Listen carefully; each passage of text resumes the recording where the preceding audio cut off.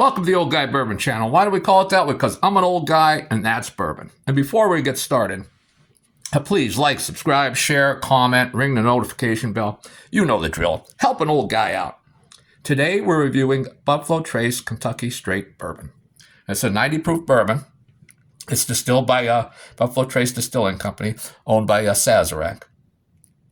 Now, they've been around over 200 years under various ownerships. And I think Sazerac bought them in 1999, but don't quote me on that.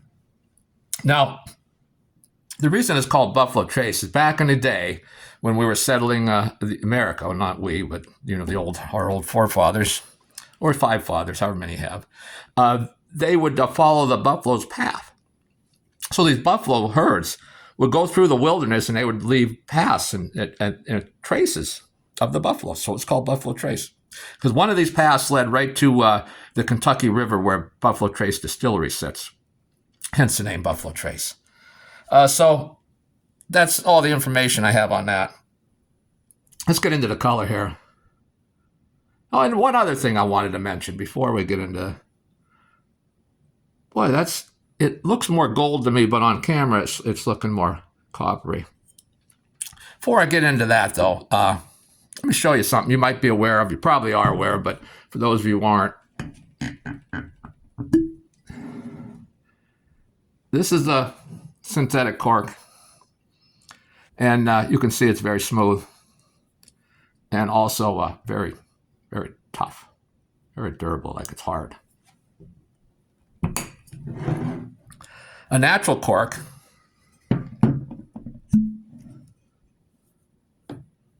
you can see there's imperfections in it. And it's softer. You can sink your nail into it. So the difference between natural cork and synthetic cork is natural cork comes from the bark of the cork tree, of course. And synthetic is, made in a laboratory.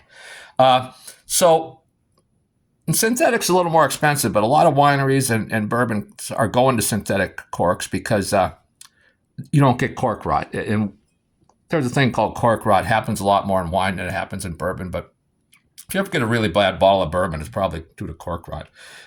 It's just something goes wrong with that natural cork. And so that's why a lot of people are going to synthetic corks. That's that. Okay, back to this. Let's get to the nose on this one, huh? Now, I paid $36 for this. I don't know what the retail is on this one, because Pennsylvania doesn't even have it on their website. They have a Buffalo Trace kosher coming soon, which they have a price for, but obviously it's going to be higher. It's a kosher product that there's a story to it I might get into later.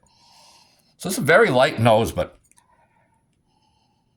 no ethanol on the nose. Very little spicy on the nose. Get some vanilla, a little bit of mint. Let's take a little sip, huh?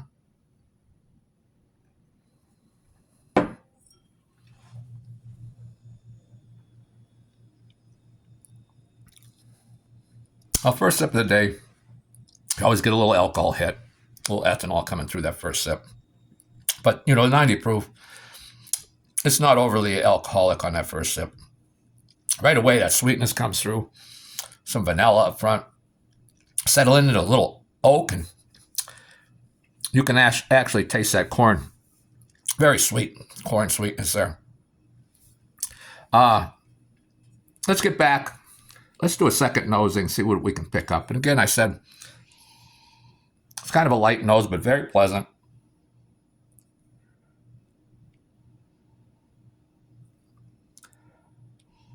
Again, spicy vanilla.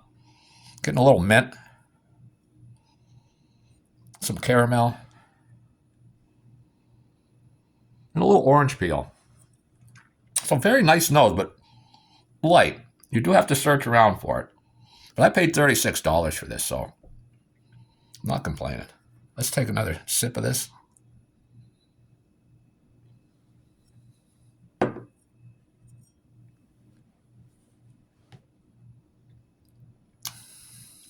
That second sip, the ethanol is really muted. The vanilla's up front. oak. Again, that corn coming through is sweet corn. Getting the caramel now. Brown sugar sweetness. And even a little touch of honey. Man,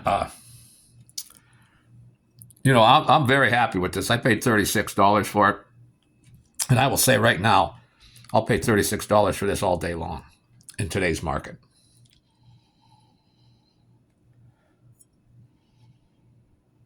Again, the nose is light, but very pleasant. Nothing new on the nose. Let's take that third sip here.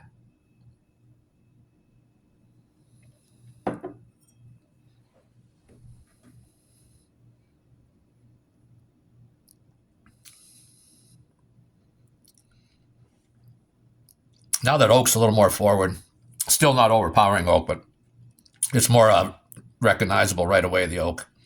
That corn sweetness comes through. Caramel. That brown sugar, honey sweetness coming through now. The corn, again, the vanilla. The finish is a decent finish on this one, though. Very nice. That oak is still there, starting to fade into some licorice. Very light spice and some fruitiness. Very, very, very nice for $36 again for the price, and especially in today's market. The bourbon prices are just, they're catching up to the egg prices. It's brutal. And so for $36, and I'm sure you can get it cheaper in your market, and that's fine. Leave a comment. I'd like to know. Again, I didn't get this in PA. I don't know what the retail is on this.